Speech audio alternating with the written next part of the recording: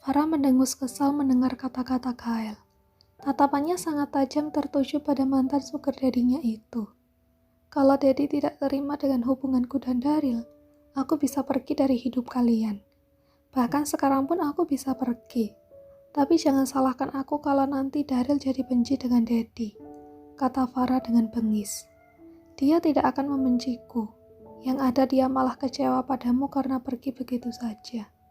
Ngomong-ngomong, apa kamu tidak memberikan tamu minum?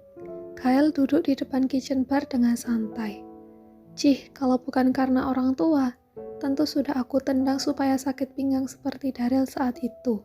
Umpat Farah dengan suara berbisik. Kamu bilang apa? Tanya Kyle yang tak jelas mendengar kata-kata dari Farah barusan. Bukan apa-apa, Farah membuka kulkasnya. Ia meraih orange juice kemasan dan lalu memberikannya pada Kyle dengan ekspresi juteknya. Kamu tetap cantik biarpun manyun begitu. Terima kasih minumnya sayang. Goda Kyle. Farah melipat kedua tangannya di depan dada. Ia menghela napasnya dengan kasar. Aku mau ke toko, sudah sangat kesiangan. Apa Daddy masih lama ingin bertamu di sini? Tanyanya masih dengan nada ketus. Kyle terlihat menganggukkan kepalanya berkali-kali. Toko perhiasan ya? Hebat juga kalau kamu sampai bisa mempunyai itu. Apa aku boleh menebak? Apa putraku yang memberikannya untukmu? Wajah Farah seketika itu menegang. Pastinya Kyle bisa mendapatkan informasi apa saja dengan mudah, pikir Farah. Ternyata putraku yang masih sangat muda itu amat sangat royal terhadapmu ya, kata Kyle sedikit mencibir. Ia lantas meneguk orange juice-nya. Apa itu sebabnya kamu mau dengannya? Biarpun usiamu jauh lebih tua untuk putraku. Farah bergeming, wajahnya merah padam saat itu juga. Apa dengan begitu, Farah jadi terlihat sangat materialistis di depan Kyle. Farah tahu dana untuk membuat toko perhiasan untuknya itu tentu tak main-main. Ia tampak berpikir sejenak untuk membalas kata-kata Kyle. Daryl yang tergila-gila denganku. Bahkan menyanggupi untuk membuatkanku toko perhiasan hanya dalam waktu kurang dari sehari. Asal Daddy tahu, dia juga sama sepertimu. Sama-sama menjadikanku simpanan. Netra Kyle membulat mendengar pernyataan dari Farah. Apa maksudmu? Daryl memberikanku toko perhiasan, hanya supaya aku mau menjadi kekasih simpanannya. Jadi aku sudah mengenal Daryl, jauh sebelum dia putus dengan Jessie. Farah tersenyum dengan puas. Ia sengaja membongkar semua ini, hanya supaya Kyle tahu kalau kelakuan ayah dan anak sama saja. Sayangnya Daryl dan Jessie yang anak orang kaya itu harus putus, dan Daryl langsung memilihku untuk menjadi kekasihnya. Lanjut Farah. Kyle tampak mengatur napasnya. Ia sangat kesal mendengar cerita ini. Usia Daryl yang masih sangat rentan itu kadang sulit untuk ditahan kemauannya. Putranya itu menggunakan segala hartanya hanya untuk mendapatkan apa yang ia mau, termasuk menginginkan Farah. Apa kamu sungguh-sungguh cinta dengan Daryl? Tanya Kyle. Tentu. Apa kamu yakin itu cinta? Atau karena kamu sudah terbiasa dengan kemewahan yang Daryl berikan untukmu, makanya kamu mau dengannya? Tebak Kyle. Ia mencoba bersikap sangat tenang. Farah geram mendengarnya. Kyle seolah mengatakan secara halus kalau Farah memang perempuan materialistis. Apapun alasanku, yang jelas saat ini aku memang mencintai dia. Jawab Farah dengan tegas. Apa masih ada pertanyaan lain? Aku sudah bilang kan kalau aku mau berangkat ke toko. Kyle mengangguk. Masih ada satu pertanyaan. Apa kamu merindukan Daddy? Farah tak menjawab. Tatapannya tajam ke arah Kyle menyiratkan kebencian. Karena sebenarnya Daddy sangat merindukanmu. Ucap Kyle lagi menatap Farah dengan intens. Memang benar ada sorot kerinduan di kedua netranya. Jangan macam-macam, bentak Farah. Daddy tidak macam-macam. Apa kamu melihat Daddy akan berbuat yang tidak-tidak? Kamu lihat sendiri Daddy hanya duduk tenang kan? Apa sudah selesai temu kangennya? Sekarang Daddy boleh pulang, ketus Farah. Bagaimana kalau Daddy tidak mau? Tanya Kyle. Tetap akan aku usir dengan paksa, lanjut Farah. Kyle bangkit dari tempat duduknya di kitchen bar. Ia lantas mendekat ke arah Farah. Sementara Farah semakin berjalan mundur. Aku sudah bilang, jangan mendekat, pekik Farah. Kakinya masih berjalan mundur. Kamu kenapa jadi takut sekaligus galak begini dengan Daddy?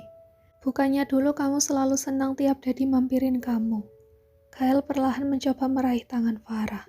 Daddy tidak akan menyakiti kamu, Farah sayang. Daddy hanya mau meminta maaf atas semua yang pernah Daddy perbuat di masa lalu. Karena Daddy yang membuat kamu ketergantungan dengan Daddy saat itu. Maafkan sikap posesif Daddy saat itu dan maafkan Daddy yang tiba-tiba menghilang meninggalkanmu sendirian. Kyle bermata sendu menatap ke arah Farah. Saat itu entah mengapa Farah tak menolak begitu Kyle menyentuh tangannya. Farah melihat betul tatapan Kyle yang sangat tulus meminta maaf. Biar bagaimanapun, Kyle lah yang sudah berjasa dalam hidupnya. Membantu dirinya untuk bertahan hidup saat dirinya sendiri terancam karena memiliki seorang ayah yang tidak bertanggung jawab dengan anaknya. Daddy cuma rindu denganmu, dengan anak wali Daddy. Biarpun sesungguhnya Daddy merasa berat saat tahu kalau ternyata malah kini kamu bersama Daryl. Kyle menghela napasnya perlahan.